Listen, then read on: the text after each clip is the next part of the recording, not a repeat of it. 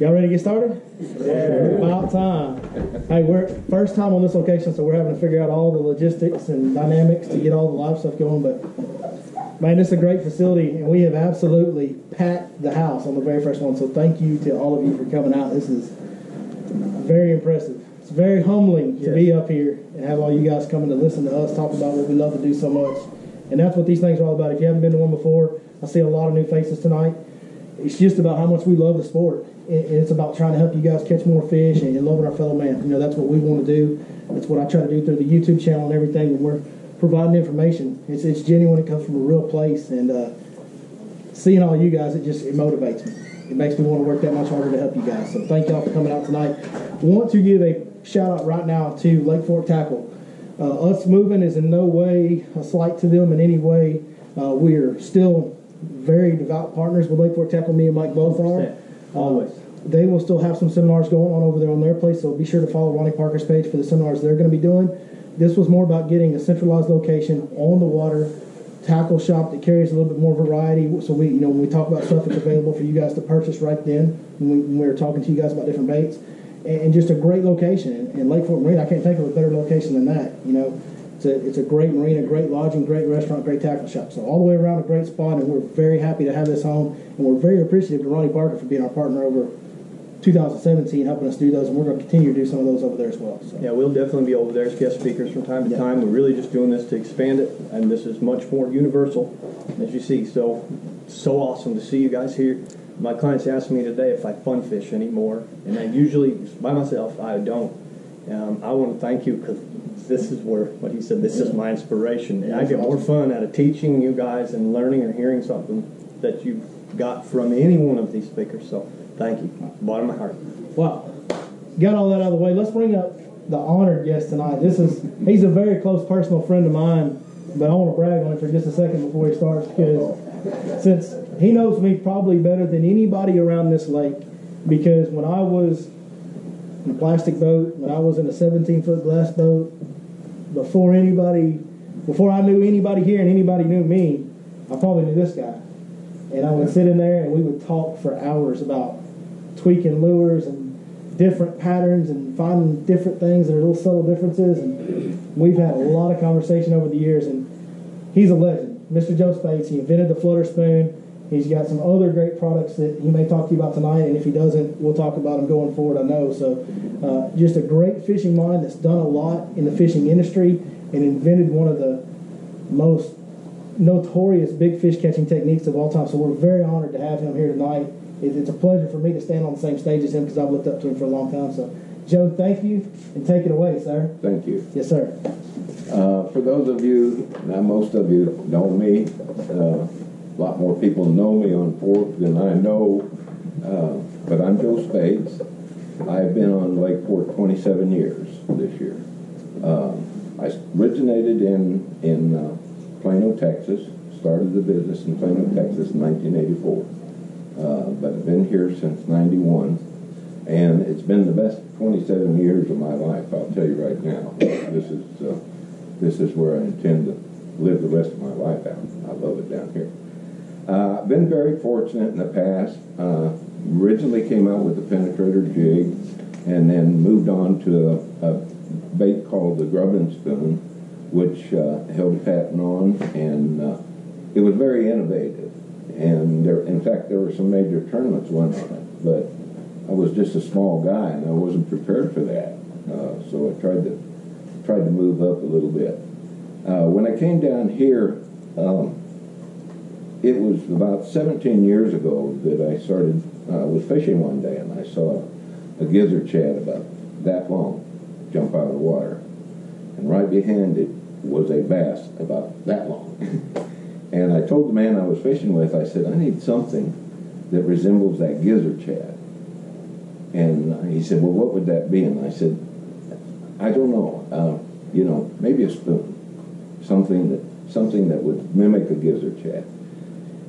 And I started working on that, and I worked on it for 2 years. I got the first prototype made probably 6 months after I decided to start doing this. In fact, I made 2 prototypes, and the first time we took them out to fish, we went down by the dinner table, down by Cheney Point, and started catching fish. We caught a fish every cast for an hour and 20 minutes, each of us. I had two of them, and he said, I believe this is going to work. We didn't have a fish under 4 pounds, and right then I knew that it was going to be a great big bait, great big fish bait.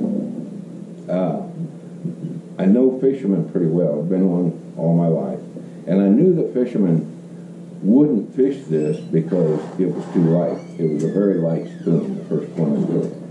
And so I started adding lead tape to the belly of it until I could get enough weight, and I wanted it to fall about a foot a second. And so over time, I kept adding weight, and it didn't affect the action of the spoon, and I managed to get to that foot a second drop finally.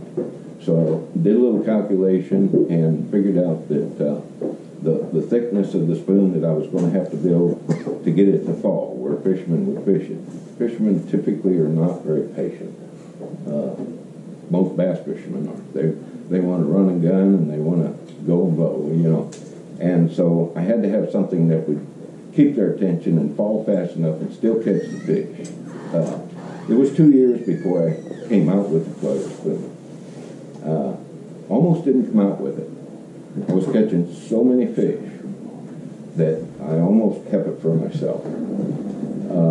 Barbara Stevenson followed me around one day and pulled up on my boat, and she said, what are you fishing? And I said, well, Barbara, I can't tell you. You know, I haven't put it on the market. She said, when you do, I want the first one.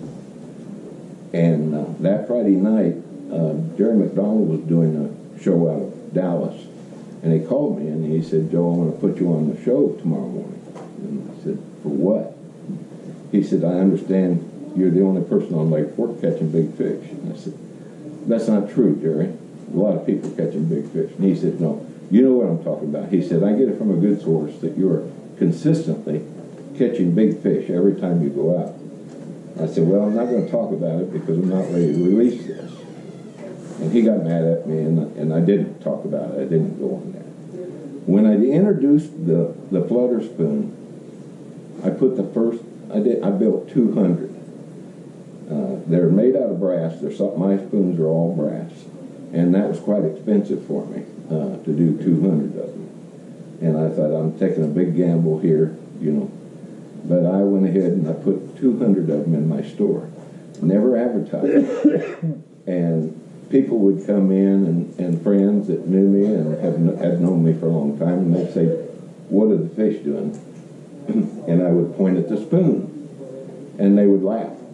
And they said, yeah, you got some garbage you can't get rid of. You're just pushing. And I said, I told you what my opinion is, and that's all. Leave it. Well, a lot of them knew that I didn't tell stories out of school.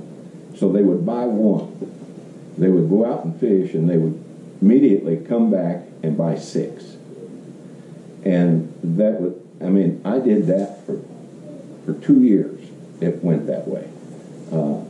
They'd buy one, go out and fish a few hours, come back in, and they would buy 6 of them. And I don't know what was magic about 6, but that's what they would buy. And then Kelly Jordan and I've known Kelly since he was a kid. I've known him since the day I moved down here. And he was a lot like Billy. He would come in and hang on the counter for hours, and we would talk fishing. He was young, and he was 27 years ago. He was pretty young, and he was learning yet, but he was a good fisherman. And anyway, we got to be friends, and he called me one day and said he was coming by, and I said, well, come on by the store. I've got something to show you. Well, Kelly showed up, and I showed him the spoon, and he said, is that working? And I said, it's working. And he said, okay. And he took one, and he went out fishing. About 2 hours later, Kelly came back in, and he said, don't tell anybody about that spoon. And I said, Kelly, I'm in the business. This is what I do for a living. He said, no, I mean any of the pros. Because he had gone pro. And he immediately won the PAA tournament, fishing the spoon. And then later on, he went down to Kentucky Lake and fished the Ultimate Bass Championship down there. In that, he caught 26 fish on 26 casts, and it was all on film. And when he got finished, he called me on his way back from Kentucky, and he said, "You got a bunch of those spoons?" And I said, "Well, I've got quite a few, yeah." And he said, "Well, what's quite a few?" And I said, "I don't know, I've got a few hundred of them." He said, "You better get some more." And I said, "Did you win?" And he said, "I can't tell you. We've been sworn to secrecy until the film comes out." When the film came out, he told me when it was going to show, and when it came out, I watched it, and it was phenomenal. It was just phenomenal. I mean, on the last day of that tournament, he didn't have a fish in the boat, and there was 10 minutes left in the tournament, and his competitor had 20 pounds of fish in the boat. Kelly made 5 casts, caught 5 fish, and beat the guy in 10 minutes. And it's all on film. I've had everybody that was in that tournament call me. Anthony Gagliardi called me from the boat fishing against Kelly, and he wanted some spoons, and I said, "How did you get my name?" Because, you know, nobody knew what that was. And he said, "Well, Kelly gave it to me." And I said, "That surprised me. He's kept it quiet for a year and a half." He said, "Well, we're in 42 foot of water fishing." And he said, "He is kicking my butt." He said, I look like a rank amateur. And I threatened him, if he didn't tell me your name and give me your phone number, I was going to throw him out of the boat in 42 foot of water. And they were in the boat fishing right then. But Larry Nixon called me from the boat. Everybody, I mean, just any number of fishermen. I originally came out with what I call a 6-inch spoon. It's a 5-inch spoon, but with the tail, I call it a 6-inch spoon. Solid brass, and that color, the silver chartreuse, is my #1 seller, bar none, across the entire United States. That's the spoon that outsells everything else 10 to 1. Why? Chartreuse is a good color, but on Lake Fork, I use the reasoning that we've got yellow bass, and it's a good reflection of yellow bass. But both of my 2 biggest fish have come on that spoon. I had a 1286 and 1122 are my 2 biggest fish, and they both came on that spoon. So it's hard for me to get away from the spoon myself. Now, I've fished every spoon that I make, and I've caught fish on every spoon that I make. But this is my go-to spoon. You know, it's hard to get off a running horse. I'm going to catch a fish on that, I'm going to stick with it. Later, I came out, I had some people that felt that was a big spoon, which it really isn't. So I came out with a 5-inch, it's a 4-inch spoon with a 1-inch tail. And it ran along. It still didn't outfish or outsell the 6-inch spoon. But there are a lot of people that are afraid of big baits. Say, why are you afraid of big baits? Big fish eat big baits. Little fish eat big baits. I mean, on the 6-inch spoon, I've caught bluegill, I've caught catfish, I've caught everything in this lake on it. So you can't be afraid of that. Anyway, today, the smaller spoon is picking up really fast. It's a lot of people. So I introduced, well, of course, some of my competitors came out with the bigger spoons, and I got a lot of calls from dealers across the United States, wanting to know if I was going to do a big spoon. And I said, I'm not going to do that great big spoon because, in my opinion, it's a joke. Number one, it's a lot of work. I think people will buy it because it's a novelty. They'll throw it and find out how much work it is and that it doesn't catch any more fish, and they'll put it in their box and it'll never get to come out again. Yeah. And they'll hang it on the wall and it'll become a novelty. But I did come out with the 7-inch spoon. which is called the jumbo. And there again, it's more work. It's a little more work. But you find people that are serious big fish fishermen, and they go to that. Iconelli, when they did the tournament down here, Iconelli came into my shop, and he walked over to the wall, and he grabbed every big spoon I had on the wall, and he said, "You did this right." He said, "This is going to win me a lot of money." And he took everything I had on the wall and hauled them on. A week after Kelly had fished the ultimate match tournament on Kentucky Lake, a guy named Mark Rose called me. And those of you who are familiar with Mark Rose, he's sponsored by Strike King. And he called me and he said, "Joe, I need some of your spoons." I watched Kelly Jordan and what he did on Kentucky Lake, and I have the BFL championship coming up on Pickwick next week. He said, "So I need some spoons." He ordered 72 spoons. He wanted 6 of each color and each size that I made. And I shipped them to him. A week later, he won the BFL championship on Pickwick on my spoon. Now, I didn't tell anybody it was on the spoon. He told everybody it was on a football head jig made by Strike King. And of course, football head jigs went crazy after that. Later in an interview with Bassmasters, he finally admitted. I had a friend call me and he said, "That's a lie. I was sitting 30 feet from him." He said, "Every fish he caught on your spoon." He said, "I watched every fish he caught. Every one of them were on your spoon." Later in Bassmasters, he admitted that, yes, he caught all of his fish on my spoon, but that he was helping Strike King develop their spoon. The biggest mistake that my competitors made was they went the cheap route. They made their spoons out of steel. And steel and brass, they don't weigh the same, they don't fall the same, and they don't sound the same.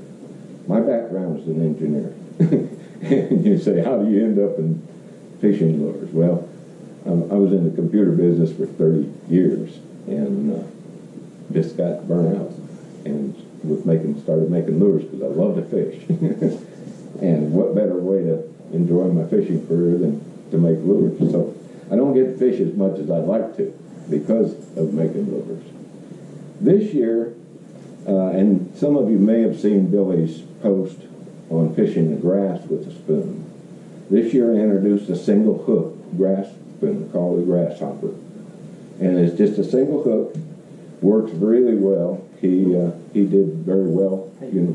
When you get to a stopping point, I have some online questions. I'm sorry? When you get to a stopping point, I have an online question, but just keep going. Okay. But I gave the first one to Billy, and when he saw it, he said, "Well, when can I get one of those?" And I said, "Well, this was just an idea. I had fished the larger spoon with a single hook, but it was the lighter version of the spoon that I did. And the reason I did it, I wanted something that I could fish shallow and swim. And the lighter spoon, but I found out the lighter spoon is hard to cast. It's hard to control. It'll take off on you everywhere. But the very first day that I fished it, I was fishing in the boat with a man, and I said, "Pull me over by the bank in the rough stuff because I want to see if this thing's going to hang up all the time." Pulled over there, and my very first cast, I caught an 8.5 pound bass in the junk. And he said, "You got another one?" And I said, "No, it's a prototype." And but anyway, so I liked the small spoon for fishing the grass because I knew it would come through the grass a little better. And so I built one, and then I gave Billy one, and he took it over and he fished it. He said, they hit it. He said, they ate it in the grass. He said, "But I can't keep the fish on." And I said, "How are you fishing it, Billy?" And I said, "Are you still doing your jerk and grind and pull them?" And he said, "Yeah." And I said, "Can't do that with a single hook." So if you fish a single hook, you've only got one hook, number one. Number two, you're typically fishing shallow, so that fish is close to the surface already. The last thing you want to do is drive him on up. And I tell people when they fish the spoon, you don't set the hook on the fish. You wait till the fish pulls you before you pull them. And when you do, don't be in a big hurry to jerk that fish up, because that's a lot of weight. If he decides to come to the surface and jump, chances are pretty good he's going to throw it, even with a treble hook. So it gets especially bad when you fish shallow with a single hook. So when you fish this, you want to set the hook and just hold the fish. Don't force him. Don't try to, don't do what you see all the pros do on TV and try to skim them, because you're on fish. You're on Lake Fork. You aren't going to skim an 8 or 10 pound bass, And if you hook the big fish, chances are pretty good you'll lose him if he jumps. So you set your hook and hold the fish. He'll wear himself out. Those fish will wear themselves out pretty fast. I built the little bigger size to fish the timber, basically, a little deeper. And I actually did my first prototype on that a couple of years ago. And I had a couple of people that were fishing, and they said they were great, but they were doing the same thing. They were driving those fish to the surface, and when they jump, they get rid of a single hook. So you want to wear those fish down, and then so they can't jump on you. So if I could add one thing in there, yeah. When I was going through that learning process, everything he said is 100% true. One of the big things that helped me, and this would be counterintuitive, but 12-pound monofilament line, something with some stretch, a little bit lighter line, helped me keep a lot more fish pinned, because it helped me not jerk so hard. Even when my instincts were to jerk, it absorbed some of that shock. That lighter line with stretch helped me a lot. So. Most of you have seen Billy set the hook on TV and start backing up, and I said, I can't fish with you, Billy. You knocked me out of the boat. But that was the other thing I wanted to cover a little bit is the type of rod and reel and line to use with a spoon. I fish, and I'm in it for a little different than most people. I'm in this fishing game for the bite and the fight. I don't care whether I get that fish in. Now, obviously, I like to get some bragging rights and get some pictures, but it really doesn't upset me if I lose a fish. But I'm there for that initial strike and the bite and the fight. And I fight them, and I had a 40-pound flathead on a ultralight with 8-pound line and a 4-pound leader and a 16th-ounce crappie jig, and landed it. It took me 45 minutes, but I got that fish in. And I have more fun, I'm telling you, I have more fun fishing light tackle. My recommendation on this is I fish a medium light rod. Now, that's a lot lighter than most people will fish. So, I really recommend a medium or a medium heavy. Nothing heavier than a medium heavy rod, because you'll have a tendency to jerk the bait away from the fish, and you'll have a tendency to horse the fish and drive him up. So I recommend a medium to medium heavy at the max. Do not use braided line. You'll lose every fish you try to hook. Because what's happening is they may hit the spoon 4 or 5 times before they take it. Don't set the hook. That's the hardest part of fishing a spoon. Is our natural tendency is when we feel that bite, we want to hammer them. It's like fishing a frog. You've got to wait until they take it. You've got to let them pull you before you pull them. And then you don't set the hook, you sweep it. And I fish monofilament. I fish 15 and 17 pound mono. Braided line has no stretch, and the first thing that you'll do is jerk that spoon right out of their mouth. It's a finesse game, Now sometimes, they'll make a wire out of me, and it'll be falling, and they'll just eat it, and you'll have it. But take it from somebody that lost a lot of fish while I was learning how to fish this thing for the first year. I couldn't understand why all my fish were getting off. Well, they got an ounce and a half weight up there slashing around. It's this long. It's out there waving in the wind. And they'll tear it out of their mouth, or it's not that you don't get a good hook set. It's just that they're thrashing, and that's a lot of weight. So that's my recommendation. Reel speed, I don't get that technical into it. I use a 5-to-1. Now, as far as working the bait, there's probably 25 or 30 ways to work this bait, and a lot of it depends on the time of year and the type of structure you're fishing. I typically fish point, road beds, creek channel bends with the spoon. But my favorite is a 1 or 2 foot drop out on a point, and that's my favorite place to fish. But I'll throw it out, and when I start fishing it, I'll typically do like a 1 or a 2 foot hop. This spoon relies on slack line. It only works right on slack line. So I hear stories of people saying, well, you hold your rod up and you crank it 5 times real quick and then just stop. Well, that's fine. That gets the spoon up, but it doesn't give it the slack. When you pull this spoon up, it'll come up, and as soon as you give it slack, it'll actually back up and then flutter. You don't need a swivel, it doesn't turn over. But that's the way the spoon was designed to work, was that flutter, was that dying flutter. And so if you're reeling, you got tension on that line, and if you do that, that spoon will stand up on edge and drop like a rock. It'll just drop fast. In fact, some of the guys were telling me they were fishing suspended fish with them. What they do is they'd throw it out, keep tension on it, and count it down to where they thought the fish were suspended, and then they would start reeling real slow. And every once in a while, they just drop their rod tip and let it flutter a few times, and then pull it back up and go again. So they were having good success fishing suspended fish doing that. If a lot of times the fish are feeding on the bottom, and so that's why I do a 1 or 2 foot hop. Sometimes I'll go a little bit further, but the main thing is you pull it up. You always want to drop your rod tip back to the water and give it slack. I fish it on slack line.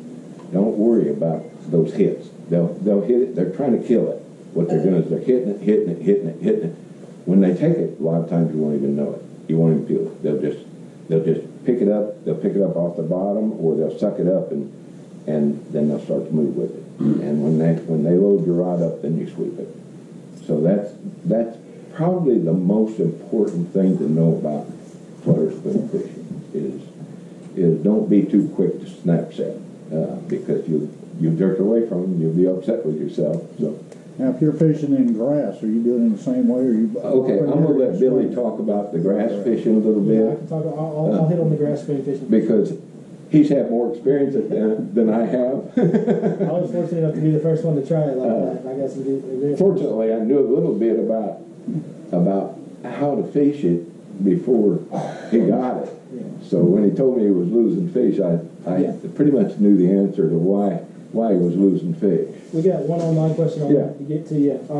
And I know kind of your answer is going to be all year, but if you had to pick one particular season or time of the year, what's the best time of the year to fish a spoon? Ooh, boy, Gun to your head, you gotta pick one. Fall? Fall? Yeah. I like fall fishing. I like everything. Actually, I like all year round. I fish in the spring. I fish the pre-spawn fish. I catch fish. I did an experiment back several years ago to find out what is the best time to fish the spoon. So I just went out and I started fishing the spoon year round. What I found was in the fall, the fish are gathering up on point. So that's a no-brainer. They're gathering up to feed up for winter time. Wintertime, they're out there eating the shad and the perch and everything that's moved out because of the cold water. So that's kind of no-brainer. Spring, the fish start moving in. And I fished solid on the points while the spawn was going on. And what I found was I was catching pre-spawn fish early, and as soon as that bite seemed to be over, I was catching post-spawn fish coming back out because they're hungry. They're coming back out, and they're going to feed the same place that they did during pre-spawn. And so it's really tough for me. Now, it's easier to answer a question, would I not fish the spoon? Yeah. Probably dead summer. Although the hotter it gets, the deeper those fish go again. And we catch them on spoons. And they catch them on spoons. So it's a lot of people were under the impression that spoons are a wintertime bait. Not so. It's Definitely year-round bait. If I had to pick one, I would say fall. When the offshore structure fish get really keyed up on eating big bait like barfish, that's my favorite time to fish a spoon because I seem to catch them more consistently on the big spoon, and that's what I like to do. And plus, that time of year, it seems like your average catch out there offshore on the big spoon is a bigger fish on average. And spoon fishing is it's hard for me at my age. I'm probably older than most most of all of you in here. It's hard for me to go out there and throw a spoon 8 hours a day. So I fish in between times. I fish slabs, usually 1/2 ounce or 1 ounce slabs. But when I find those barfish or those crappie or those yellow bass, the sand bass that are small, grouped up, I'm going to pick up that big spoon and I'm going to broadcast around them. My theory is that when you get those fish piled up in a mass and you're catching on this slab, there's probably a big fish sitting usually a little bit out and a little bit lower. And so I always broadcast around. No matter how many fish I'm catching, I'm sitting on top of my bait. And the reason that I do that is those fish don't run up there and bust that crowd up. That's their dinner. And bass are basically lazy. They're like us. They don't want to chase these fish all over, and they don't want to bust up their food stream. I mean, if Mama will bring dinner to the couch, you ain't going to the kitchen. That's right. And so what they do is they sit out usually 1 foot or 2, maybe 3 deeper, and around the perimeter.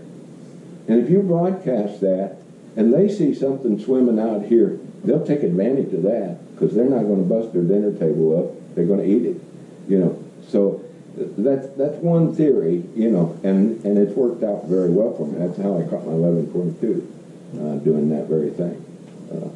So that's, Does anybody have any questions?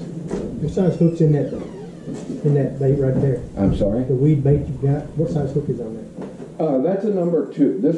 The single hook, that's a number 2. First time Billy saw it, he said, "You think that hook's big enough?" And I said, "Yeah, I've built both. In fact, I built both, and he fished both." And he came back the second day, and he said, "Well, I fished the number 3, and it caught fish, but I went back to the number 2 after fishing for a while." He said, "Because it comes through the grass so nice, and it catches just as many fish." And so I stayed with the number 2. Now on the 6-inch spoon, I go to a number 3 hook, and they're stainless steel, so they're plenty strong. You say you're not using swivels? No, I don't use a swivel. So, the flutter spoons aren't like a slab. They don't. I get asked that question a lot, and they don't. Yeah. A flutter spoon, because of the design, it's not like a slab that's symmetrical all the way around, and they'll sit there and they'll twist your line. This is not going to turn over. That spoon is going to land just like that every time. It's going to land on the bottom just like that. That's why, if you notice, that hook's turned up, and so you don't hang it up on everything. I've watched so many competitors put their baits together, and the first thing they'll do is they'll take it. They don't pay attention to what they're doing. And they'll build their bait, and they'll put their hook on backwards. That bait's going to lay just like that. Now, you're less likely to hook those 2 hooks than you will if that hook's the other way around, and that one hook sticking down. And I had people come in and say, "Why does so-and-so's bait hang up so much?" I don't know. I guess it's just not my bait. Well, I knew why. I looked at their bait, and I saw that instantly. Their hook's digging into the bottom every time they throw it because they don't pay attention. I'm not sure they're educated on what they're doing. So there's a little more goes into bait design than most people understand. And I don't have all the answers, but I spend a lot of time in my development saying, what if, if it doesn't work, don't put it out there. If it isn't doing what it's supposed to do, and that's my first question on every bait that I do is this doing what I expected to do when I designed it? And if it's not, it goes back to the drawing board. And I work on it, and I've had baits that I've given up on because I couldn't get them to do what I wanted them to do. But so there's a lot of understanding on that. I want to talk just for a minute about ChatterBaits. I introduced a ChatterBait last year, and I wasn't going to do a ChatterBait, and a friend of mine gave me a bunch of blades and said, "Here, build me a ChatterBait." And so I worked on a ChatterBait, and I thought, well, if I want to do a ChatterBait, I want to do it better. I want to do it for a reason. Well, the reason that I did the ChatterBait that I did, it utilizes the penetrator head, which is a teardrop-shaped head, number one. Number two, it has a weed guard. Number three, I developed a method many years ago for molding mylar into lead. And I've had 8 jillion questions about how do you do that. And I said, well, I'm not going to tell you that. It took me 2 years to develop that. So this jig not only has weed guard in it, but it has mylar molded in with it. And so it makes it more weedless. Plus, I use a double split ring combination, which gives it a lot more action, allows that bait to move a whole lot freer, and your chances of hanging it up are a lot lower. So I introduced it. I don't advertise. I didn't advertise it any place. I didn't announce it any place. I put some in Lakeport, Marina, and now they're selling them like hotcakes. So it's turned out really well. I did a sexy shad color. I'm doing several sizes. This is a 3/4. I do a 1 1/8 ounce, but I don't do very nobody many. my secrets now. In fact, Billy was the first one to fish my ChatterBait, and I just did it to, I guess, to show that I could.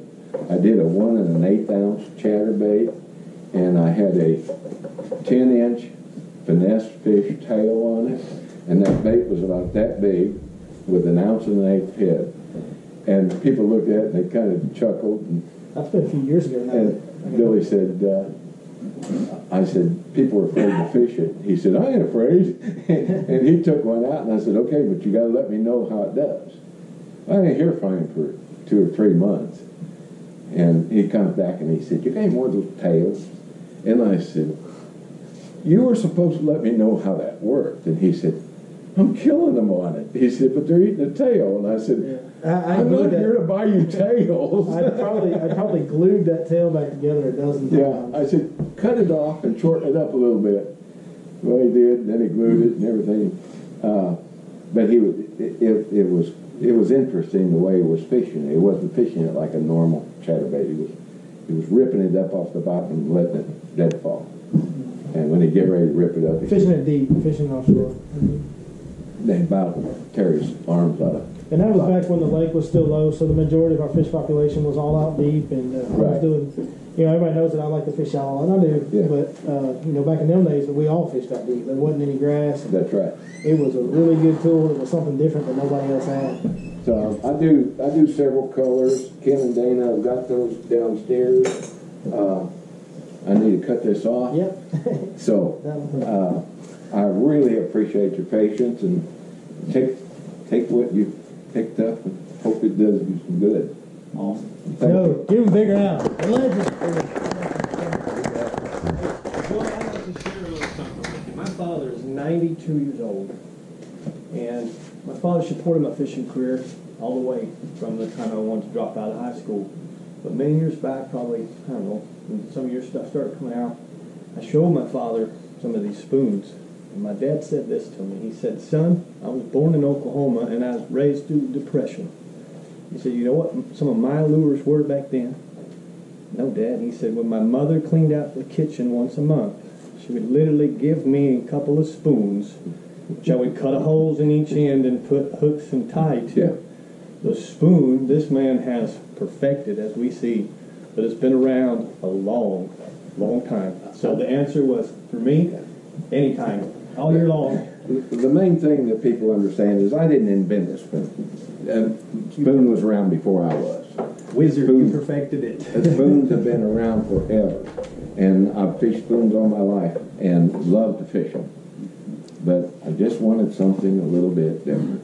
And Got it. voila. Awesome. Thank you. Thank you. I set them out the way. Oh, okay. That You gonna hang around to the end? Yeah. Well, Get cool. I'll talk to you guys a little bit about ChatterBait. If you're, these are brand new hoodies. We just got those in. Some of you guys may or may not have bought these shirts when they came in. These hoodies just came in yesterday, actually. They're not even on the site yet, but I have some with me tonight. If you're interested, you want to get one, let me know after we're done here. ChatterBaits. Joe touched on a little bit. He makes a great one. And ChatterBait is probably, for me, the most consistent pre-spawn big fish catcher every single year. You know, if you go out there and you throw that thing every day, it's going to be a rare, rare day when you're going to at least catch a few good fish. It catches a bigger than average size fish. It does a lot of things the right way. It comes through grass. With Joe's, with the lead guard, it actually helps in the timber that we have out here on Lake Fork.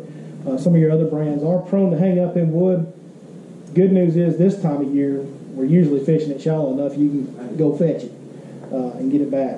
And you're fishing it on pretty good gear. So I'm going to get right into it and start, talk to you guys specifically about some of the gear, what my setup is, what the areas are, and then we'll start breaking down different brands of chatterbaits and the ones that I use in the trailers and all that. So right off the bat, some of you guys know I fish the limit fishing rods, limit rods.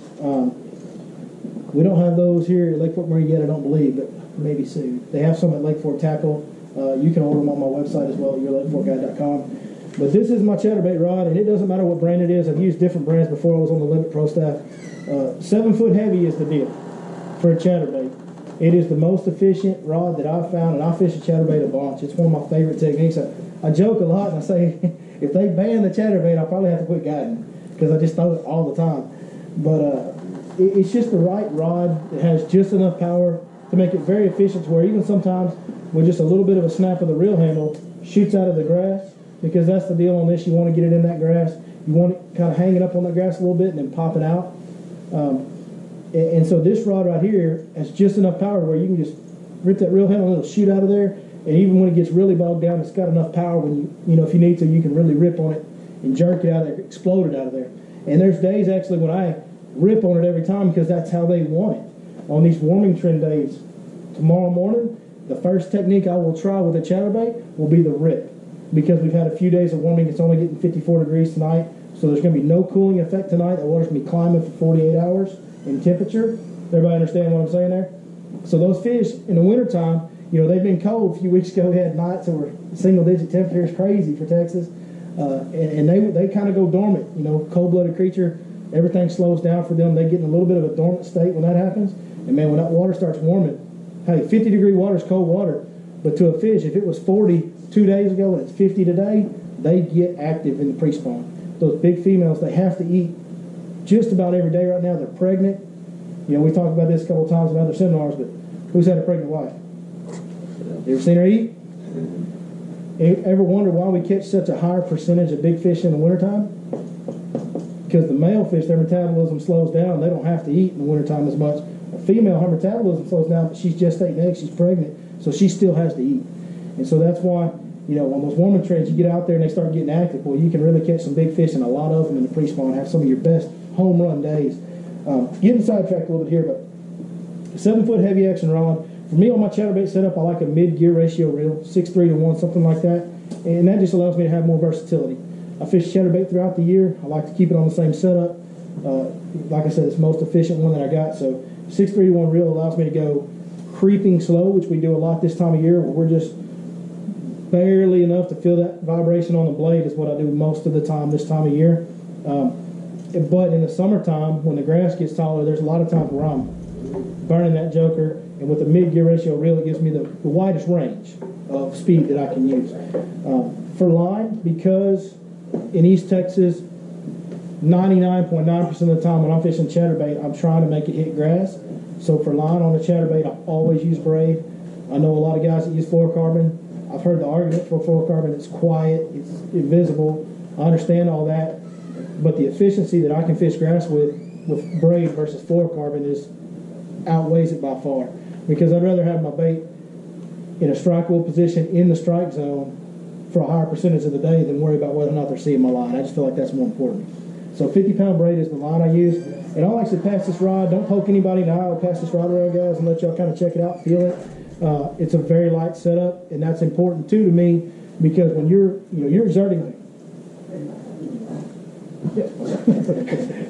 I don't think I could reach that one went all the way, but it's close. I appreciate the heads up. Yeah, you're 7 foot to 6.5 now. Yeah, that's right. That's right. It's got a little more pop to it now. That's right.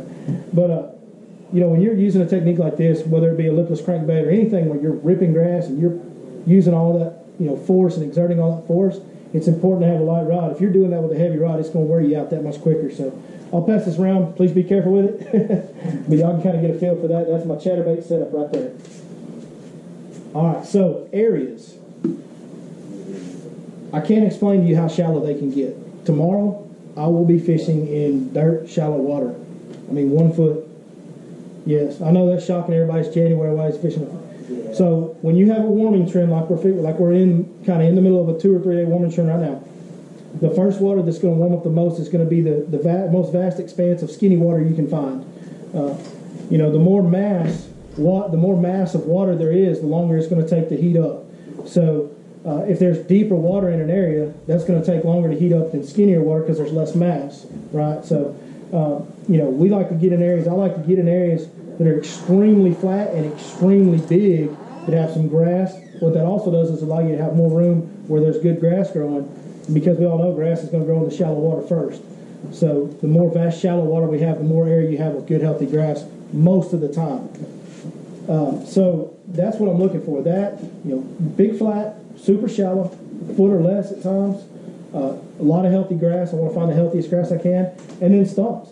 Wood does help. Yes, wood and grass is a heat conductor on these warming trends. It's going to absorb that heat from the sun on those bright, warm days, and those fish are going to hug up next to that cover. Now, chatterbait hangs up on a stump a little bit. Yes, it does. So the good news is when you're fishing that shallow, you can pretty much see them all. So you can kind of just go right by the side and not actually hit it. It helps you stay efficient that way. Elevation changes.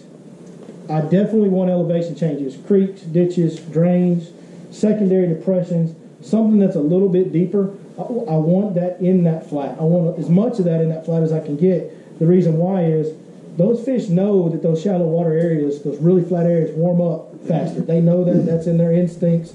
That's where they want to be in the wintertime. The ones that move in early, that's where they're going, because they know that warms up first. It gets hotter. They can feel it as they move in there. Now, they need to have that secondary depression or that creek channel, whatever it may be, because on those nights when it gets 20 degrees, they want somewhere to go get as deep as they can and hug up to something real tight and just go into that dormant stage we talked about. So it doesn't have to be a huge change in elevation in the wintertime. In the summertime, we like to see a pretty good drop in our grass flat creek channels. We want to have a good 5, 6, 7 foot of depth of water on the edge of the grass. This time of year, it can be, we talk about getting 1 foot flats. Well, it can be a 2 foot ditch that'll hold them. They don't need much of an elevation change, but they will be around those break lines every day. On the cold days, they'll be on this side of it, on the low side of it, and then on the warm days, they'll get up on the high side of it. But they'll be around. Live stream. Huh? It's off live stream. Okay, nothing we can do about it, brother. Okay. But they will be always around the break lines, whether it be a hard creek channel with a 2 or 3 foot drop, or whether it just be a little depression or something like that. So find those big grass flat areas and then educate yourself. They're not always marked on a map because sometimes they're so subtle. Pay attention to your front depth finder as you're moving around in that grass flat the first few times you're in there, and locate some of those secondary low spots, and they will hold the fish day in, day out. They'll be around those breaks. All right, so let's talk about some of the different versions of a chatterbait that I use. Hands down, my most popular, my most favored chatterbait trailer is a live magic shad. The swim slots, the shape of it, the profile, everything about it, it's like that thing was made for a chatterbait. I do use a paddle tail. The white one that's on the rod that we're passing around is the Smash Tail Junior. I do use that paddle tail in extreme cold or extreme hot. So heat of summer, I use that. Dead of winter, some of these really cold days, that's the trailer I've been going to. Reason being, that one has a very subtle, that particular paddle tail swim bait has a very light tail, and it takes very little pressure to move it. It has a very subtle kick. So when I'm going extremely slow, that helps. When I'm going extremely fast, it has that tight little kick that works well with that speed of retrieve. And that's in the heat of the summer on that one. So day in, day out, 99% of the time it's this one. When I get extreme conditions, I go over to the Smash Tail Junior. On Lake Fork here lately, primarily in the wintertime, I throw white. White's my most popular color by far. Last year, I don't think I threw any other color but white. This year, we've had some dirty water already. And it's, you know, when the water's colder, it stays dirtier longer. And actually, this week, black and blue has kind of been more of the deal as far as color goes. And when I throw a black and blue, when I'm in that dirty water, normally I'll trim off about half an inch of the 4.5-inch Live Magic shad, and that's my trailer standard. I trim off just about a half inch off the head, and there's actually a little notch on the head. If y'all look at them, you'll see. But when I'm using the black and blue, and I leave the full one on there, I want it to be a big, bulky profile. And I actually custom tie these skirts on myself. I buy skirt material, tie them on myself. This is an older Z-Man bait right here. It has the old snap. The new Z-Mans, for me personally, the new line tie that they put on there has a different weighting. The bait won't vibrate at as slow of a speed. For me, this time of year, it's no good. That's just my personal opinion on it. I know Z-Man's got a lot of fish, and I've thrown a lot of Z-Man, but with that new line tie, I can't get it to behave the way it used to. That being said, I bought this. It was like a brown and amber skirt color, but I just bought it because it had a 3/8-ounce black head and a gold blade. I wanted a gold blade with my black and blue skirts, so that's what I bought. And then I hand tied my skirt, and I left it a little bit fuller than you would normally get. I want a big, bulky profile when I'm throwing black and blue. So Z-Man, if you can find the older ones with the snaps on them, very good brand. The one that's going around that you guys have all seen that was on that rod, that is a well, it's one that I can't really say the name of because I don't want to get anybody in trouble because Z-Man would get mad about it. But it's kind of very similar to the old Phoenix ones that used to be around until Z-Man took them out of business. It's a very similar chatterbait to that. And then the third one that I use a lot is Joe's. The good thing about Joe's is Joe is down there in his shop and he can make whatever color. And if you're going to buy enough of them, he'll do custom orders for you. And he can get your blade combinations, whatever you want to do to trick it out your way. And I highly recommend that on a chatterbait. Tweaking it your way. Find things that work for you. Different color combinations. You know, we throw that green and orange color. I think, what was that color you said you using today? Orange and what? Orange, chartreuse, and white. Orange and chartreuse and white. So, I mean, we've all got our little different things. And we all know on Lake Fork and all these high-pressure lakes around East Texas, sometimes a subtle difference can make a huge difference, right? It can be just a little thing, like a little bit of a color change, can make those fish react to it because it's something they didn't see 100 times today already. As we get closer to spring, we all know how that goes out here. So that's kind of the deal on the gear and the baits. Like I said, Joe's is the best probably on Fork because of the weed guard. And if you notice on all three of those, they have the same blade shape.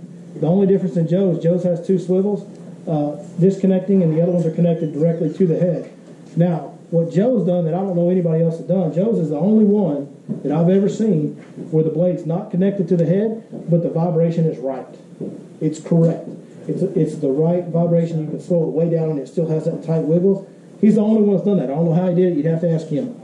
But it works. That's all I know. It catches them the same as the others. And it's got that weed guard, so that's an extra bonus on it. So, and you can do them custom. We have any questions on chatterbait fishing? You answered the ones that were online. Hey, I answered all. have a comment. Okay. Billy posted the other night about the chatterbaits and the colors they like to use, and he was using a black blue with a gold blade, something I hadn't made. And this morning, made something? first shot out of the barrel, beautiful. A guy walks in and orders a bunch of them. Well, that's what's great about, like I said, Joe can custom do them. And you can't buy one like that anywhere. I used to literally go and they had this brown and amber color that Z-Man makes, and I'd walk into Academy or wherever, and I'd just reach up there on that peg and empty it. And I'd just take them home, tear all those brown and amber skirts off, and hand tie black and blues on there. because you couldn't buy black and blue with a gold blade. That's the one thing I didn't cover. Weight, 3/8 ounce in the wintertime. Very important to go with a lighter chatterbait. The bigger ones, especially in that super skinny water, are going to want to get down in that grass and bog down too much. You'll have to fish them faster, and that's not what you want this time of year. So 3/8 ounces, I'd probably say 100% is what I throw this time of year as far as size goes. Any questions? Comments? Concerns? Nothing? See you, my buddy right down there. I see you. Mike, anything online? No, you answered it. I answered the questions online. You said you weren't using, well, it drops. I can't read one, but you answered it. Okay. How what time?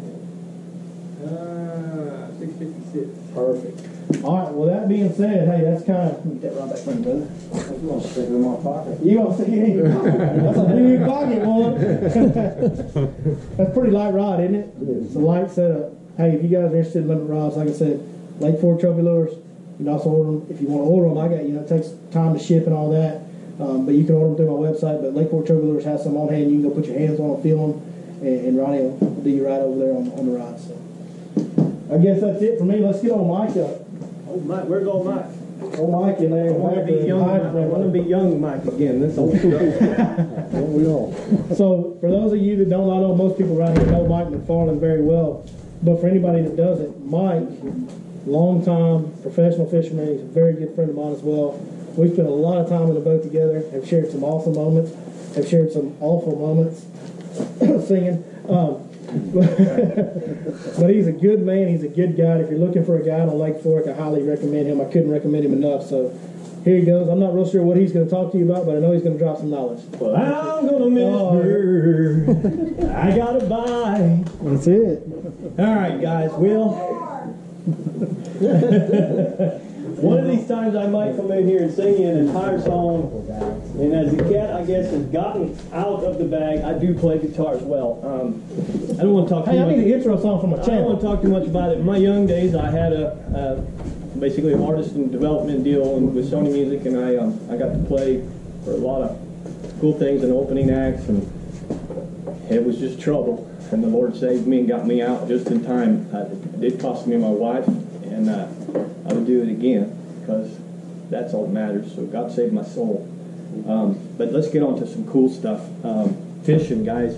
A couple things going on in McFarland Fishing's world right now. If you haven't seen or have my live stream 1 hour McFarland's Corner every Sunday.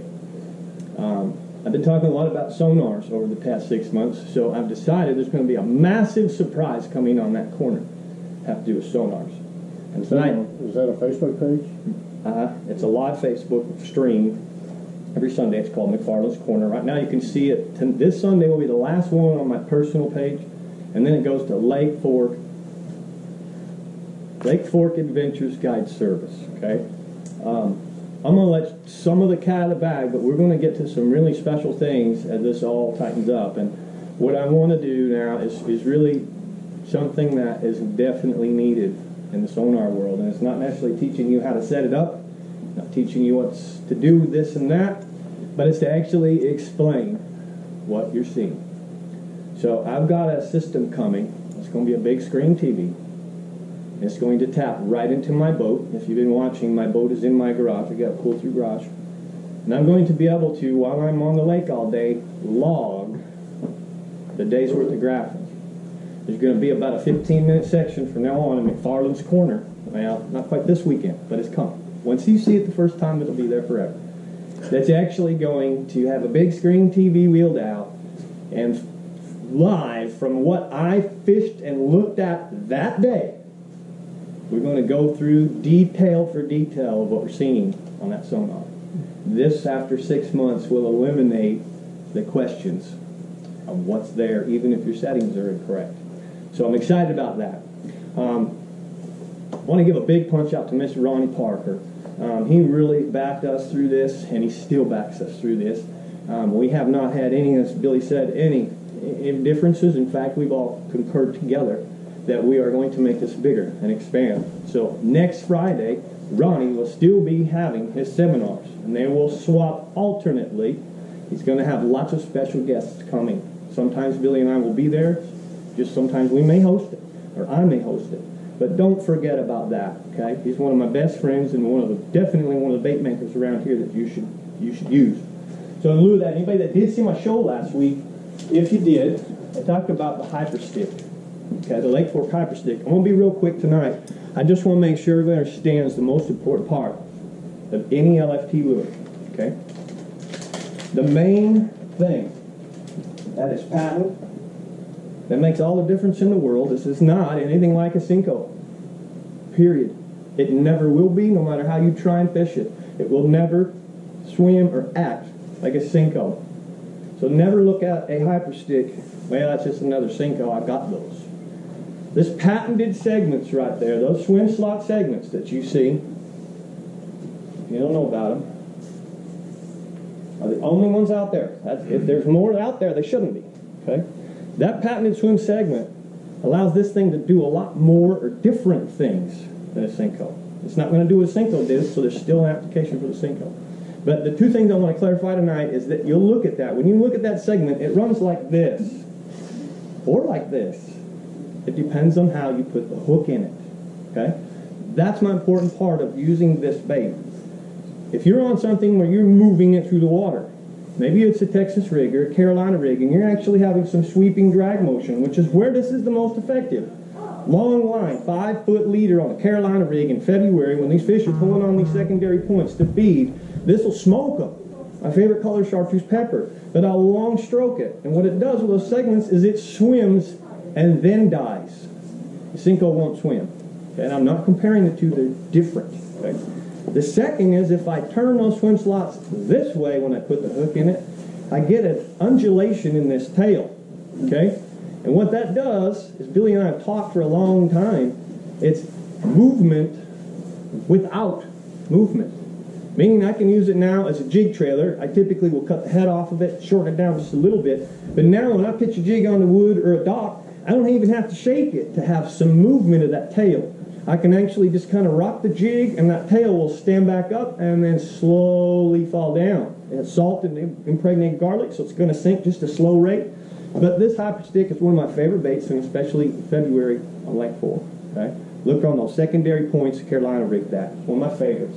Before I get into any of these other baits, there's a couple things that I want to elaborate tonight. First thing I'm going to talk about is a comment online. Billy answered it online, but I want you guys to all hear it. Somebody asked about when's the pre-spawn on. And Billy answered it, of course, perfect. I love the guy. We really have had many real moments, more real moments on the water than two men in their lifetimes ever really get. You don't get that many chances. So I adore him. He answered it 100% correct. The time is now. All right, they're already going. Am I telling you they're digging and laying eggs? No. But I can tell you that I was on that water today, and the 5 males that we caught were in the spots to where all they had to do was go from here to that door, and they were right where they're going to dig. Okay, and what that means is just like deer hunting, anyone's a good deer hunter, and the rut's coming, what do you look for? The does, okay? So this morning when I got into a small pocket foot of water, I realized, okay, there are the males. Females are probably somewhere in this equation, much like deer hunting, just a female instead of a big buck, just the opposite. And sure enough, we backed up just a little more to another ditch, very nearby, and that's where the bigger fish were. We lost a bigger fish, didn't land it. Had a lot of learning experience today, which is sometimes on fork, that's what it's about, learning how to use the lure properly, etc. So, I want you all to realize, it's cold, it's been freezing cold, but those fish know what's coming in the next 2, 3, 4 weeks, 6 weeks, where you and I don't. All right? I don't care who calls me crazy or thinks it's silly. I've been in the outdoors all my life. That's all I know. As I said on my show, I would have dropped out of preschool if someone would have said, come on, let's go fishing. Okay? Mother Nature talks to its animals. Mr. Brian Dupleshain came and clarified that for us. Any animal besides us lives by 2 rules and only has 2 things on its mind. Survival and reproduction. That's it. They don't have any movies to watch. They don't have any fun to have. They survival first and then reproduce. So what I want to say, the crazy statement, is that if a fish or a deer or a dog or a mountain lion, anything from Mother Nature could actually speak to us, we could understand, they could tell us what the weather would be over the next 2 weeks, 6 weeks, tell us what to expect. We wouldn't watch the weatherman. and they would be very much right on spot. Okay, that's why these fish, and it's not a lot of them, first fish of the year will always start moving in January. Rule of thumb, put it on your calendar, by February 14th, there is some big old mama out there with a bloody tail because she's been digging, and it doesn't matter how cold it is. Okay? We're in that prime time where Texas can take us a lot of directions. But what this lake has that gets overlooked is that shallow, skinny water. And those fish would rather back out to that ditch and tough it through some of those cold rounds because they know that shallow water is coming back that quick. Example, a week ago, the back of where I was fishing was 41 degrees. Today, 51. So ice and snow and 22-degree highs a week ago. 1 week, we're already back to 51. What's going to happen tonight? Anybody aware what's going to happen tonight? Rain. Okay, rain. It's Warm rain, cold rain. 60-degree rain is going to hit this lake tonight. The water's 45 in the main lake. What will that do to those fish? What does a turtle do in the afternoon? He goes to the shallow waters in the sun. So do the bass. Okay? Did you ever think in your mind that maybe that bass is up in that 6 inches of water, that 1 foot of water, because the sun might possibly warming from the core outwards? Yeah, he's in that cold water. You're going, why is he in that cold water? Isn't he cold? Not if the sun's shining. He's warming him from the inside out. Now, I can tell you, biologists will tell you that sometimes they don't even eat. There's no food up there. Why did he go there? He ate out here, got a full belly, and went to the sun to digest. Fortunately, when they get that little warm trend, they're happy. So when you throw your lure in that shallow water, they're happy, they're feeling good, it's much warmer, they're going to actually react. And that's why we catch those fish in Texas in December, January, February, in that skinny water. All right? I didn't fish anything deeper than 4 feet all day today. And we were with the fish the entire day. We didn't catch a lot. They're still not going to be super active. You're not going to, see that, wow, this is just the answer. Might give us the answer. You're still going to work for it, and they're still going to bite lethargically. Billy taught me something on the last trip out. They're biting lethargic. Don't swing. I'm like him. Believe it or not, he's a big swinger. I'm swinging and missing fish, and he says, quit. Why? He said, because they're not fully committing. They're lethargic, snapping at it. So there's a lot of variables that are happening right now directly response to what we call pre-staging, pre-spawn fish. All right? The ChatterBait.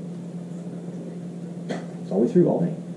It's all we threw. I did throw some square bills and stuff, but once I recognized that that was going to do the damage, it was all we needed.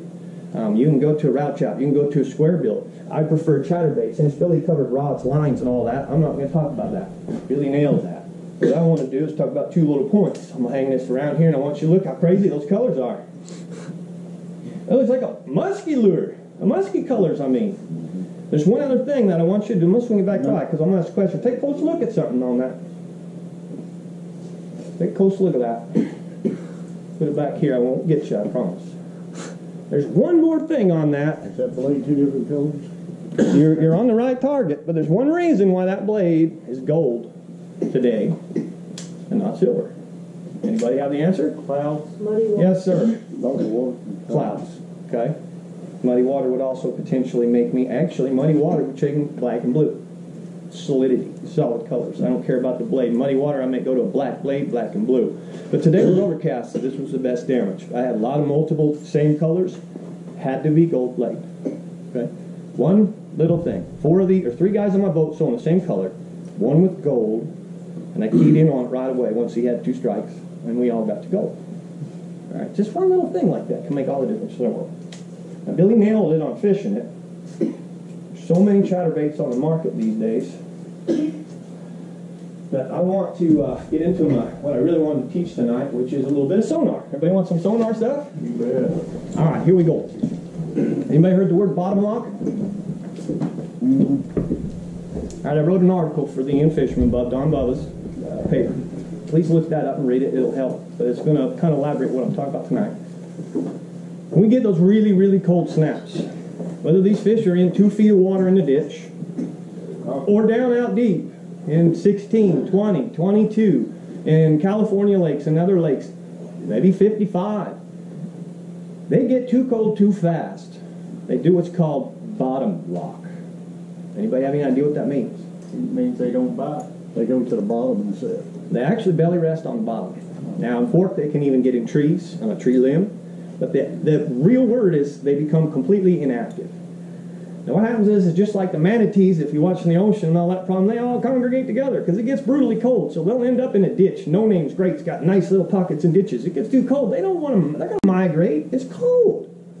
They're going to go somewhere to bottom lock, dormitize just like a snake does. Remember I talked about they know what's coming.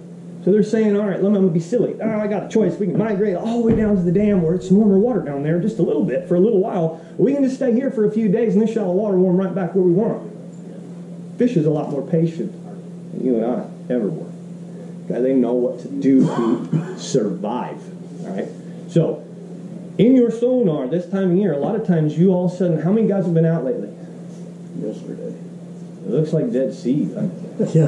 Man, you can't find nothing. Where'd they go? And all of a sudden you go out to 50 feet, 55 feet. There's all the threadfin shad. That's what's out there. Walls of it is so wall, just black the sonar out. Are there any bass with it? Yeah. There's schoolers that you can go drop shot, and that's my deep bite right now. February is a deep bite, but you're not going to catch a 10-pounder. Not in my opinion. You might. You're going to grind for that one bite. So you can catch a lot of slots, 2-pound, 3-pound fish that are down in with that schooling. They like the thread fins.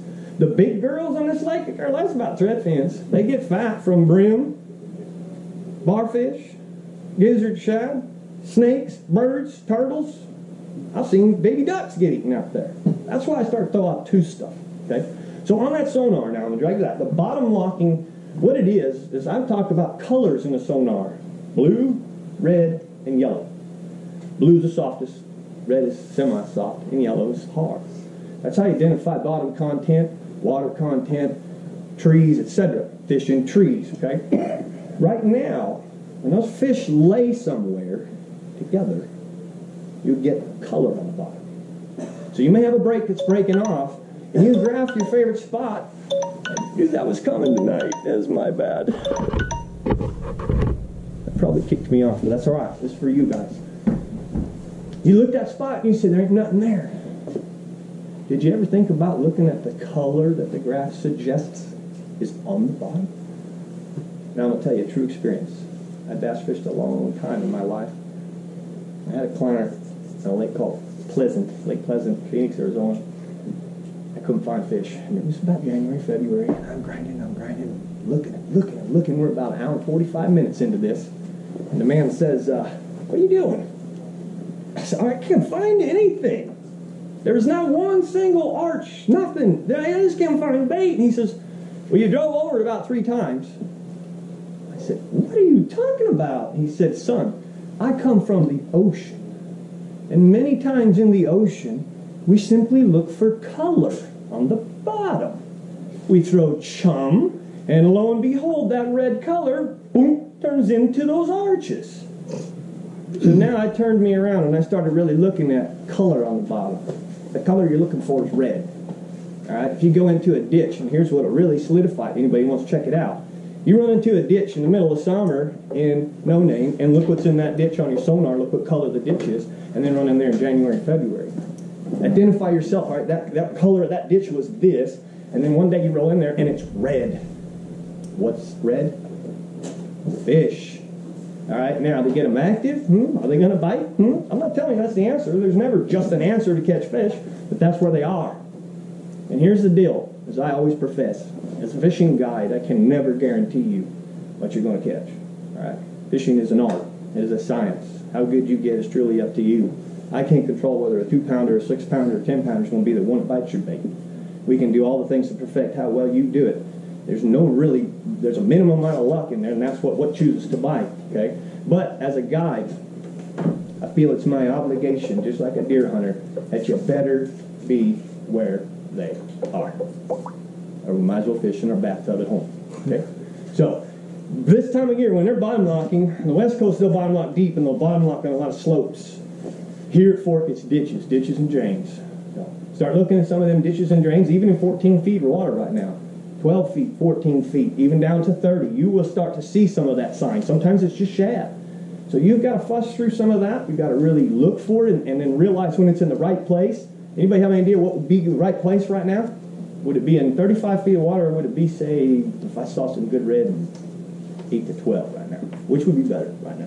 8 to 12. Why? That's where the fish are. Because that's what we're getting ready to spawn, aren't we? We're getting ready to spawn. So if I saw some red laying out in 22, 25, but I had the choice. I'm going to go fish the red in 8 to 12, or I'm going to fish the red. Right now, the shallow red probably has a bigger fish.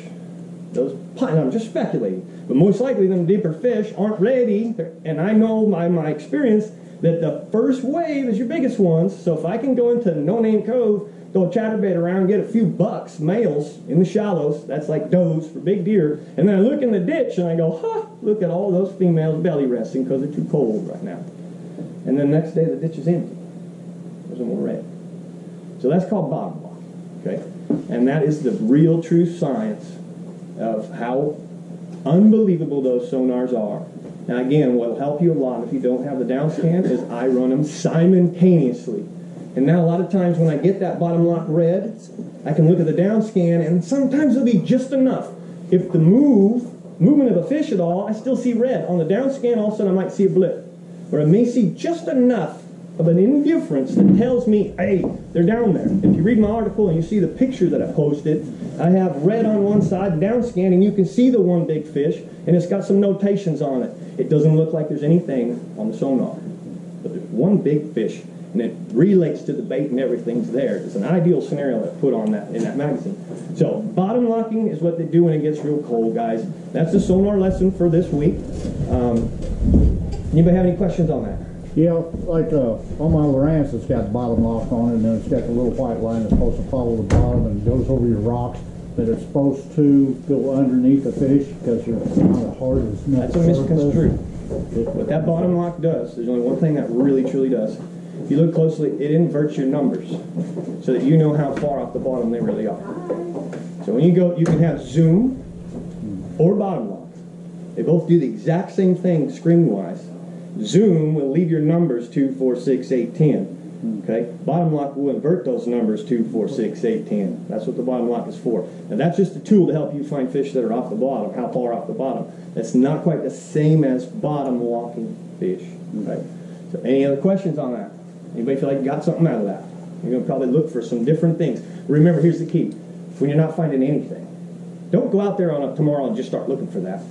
When you're out there and you ain't finding anything, remember, maybe I ought to experiment with some red, some bottom locking colors. Okay? All right, last couple things, I'll let you go. Some of my favorites this time of year when it gets cold, I want to do two things. I want to make a plug out to these guys because anybody heard about UV light? Chatterbaits are the bomb. And if you get a chatterbait, you get really going and you like it, you got confidence, maybe you caught a bunch of fish and you want to get wild. All right. First of all, UV light, look into it. It glows underwater. They're going to see it in that dirty water. But this thing gets nasty. All right? It does some really wild stuff. Is it better? I'm not saying that. It's different. And sometimes that's all you need. So maybe you fished a chatterbait all morning, crushed them, want to come back through, something a little different. They got a big blade version, a small blade version. You might get one extra bite, or you might get a bigger fish. A couple of my favorites to throw right now, obviously the chatterbait as we talked about. The jigs, I love me some jigs. I love me some sand tone. 3/8 ounce rattling jigs. All right, my two favorite colors right now is anything black and blue. I prefer the blue tips. It really pops out. Or Sloppy Joe. A lot of pictures in the past of Sloppy Joe this time of year. That's how I ended up with that color. Now, anybody know what jerkbait is? No, caught a 5-pounder yesterday on I sure don't. I don't know what a jerkbait is. It's like my nemesis. That's the best bait on that lake right now. This is called hot shad, but clown right now is the deal. And you work that thing real easy, real slow, and the fish will actually swim off with it. So that's all you're doing is twitch, twitch, take it easy. Take it easy, take it easy, twitch, twitch, take it easy. Maybe 20 seconds in between. Don't grab that thing. They're so subtle right now that when you go to do the twitch, that is the hook set. Oh, man, I didn't even know he's there. They'll grab that just like a Cinco, swim off with it. So right now, I like the Edos. They're a little expensive. You can use any mode. It don't matter what. 6 cents makes a good one for both. Awesome. And you don't got to spend the big money on the evergreen stuff. But clown color, 5-inch, fish real slow, in less than 5 feet of water right now. So just Sinking, suspending? I like just the floating this time of year. A floating, a suspending, a shallow suspending, because you want it to hover. I typically will throw floatings because I keep them moving. keep the cadence going. That pause, you're going to have a suspending, or it's going to just float back up on it. You want it to sink slow, or you just? Or You don't want a sinking, you want a suspending, so that it stays. Once you pull that first time, it'll stay at that depth. So put your weight on it just enough to get. You can do that with the floating too. You can add some weights. That's kind of why I jumped on that first. I sometimes don't get caught up, and even with, let me say, I don't get caught up with 4 different kinds of baits. I don't get caught up with 4 different kinds of drop shots, weights. I buy a ½ ounce weight. What happens if I cut a quarter off? A ½ ounce becomes a 3/8. What happens if I cut another quarter? It becomes a quarter. And if I cut another quarter, it's an 1/8. So I buy 300 at a time, ½ ounce, and I cut them accordingly. Why not? You know. Any questions? Bring Mr. Joe. That ChatterBait you got on your rod, what brand is it? LFT brand. That's the one that was the same as the white one that we don't want to get anybody in trouble. Yeah. Because it's Here's the deal on that one. The only way you can truly buy that bait properly is to buy the evergreen jackhammer. It's expensive. It's about $11, but it's awesome. Am I telling you need it? Am I telling you that's what you got to have to make a difference? No. But the knockoffs and things, you're going to get into them, you're going to have them, you're going to like it, and then all of a sudden they're not going to have them anymore. there is one that's very well done. I just can't say it right there. Yeah. So if you'd like to know, I'm more than happy to answer everybody's questions afterwards. If you're going to come and ask me, I'm more than happy to tell you exactly what it is, exactly where you can find it, and all that. I don't want to get anybody in trouble. I love the ChatterBait. I mean, last year was just phenomenal. Yes, Yeah. and everybody did this year too. Right. And it isn't any of that. Until you try and go market it and turn it big, there's no infringement. I mean, nobody's going to, if you're making it at home yourself, nobody's going to, but if you try and turn into a corporate with it, you're infringing, and that's why you got the jackhammer. Because of the visibility of that, we just can't say it there where you can buy it at a retailer, because I don't want to get anybody that helps me out in trouble. So, Joe, would you like to come on back up here, Mr. Joe Spates? Bring him back up. If anybody had any questions they had thought about since Joe was up here, good time to ask any last questions. We're getting ready to close it down. Any more? No? Y'all good? Well, I guess then, just let me bring him up here to say thank you one more time. What a treat to have this man up here. Done so much in this industry. And thank you, Mike, for joining us. And most of all, thank you guys. Thank Ken and Dana, the owners here, Lake Fork Marina. 2 weeks from now, probably fixing to shot Ken and Dana because I haven't told them this yet. 2 weeks from now, the guides tournament is going to be taking place 2 weeks from tomorrow. And if y'all don't know what that is, you can book a guide and fish in a tournament type atmosphere with a guide. That's going to be taking place, and they're going to be doing that out of Lake Fork Resort. We're actually going to be doing our seminar 2 weeks from tonight at Lake Fork Resort because that's going to be registration. And then after that, we'll be back here. So 2 weeks from tonight, the next one of these will be at Lake Fork Resort, and then we'll come back here after that. So thank you guys so much for coming out. Huge crowd. Can't say thanks enough. Appreciate it. Hope it helped you all. And if you want to ask any one-on-one questions, I know I'll be hanging around. I'm sure Michael will a little bit, and Joe probably will too. So any questions you got or just want to come up and chew the cud a little bit, let us know. If you want one of these hoodies, let me know. And other than that, thank you guys very much. We'll see you next time.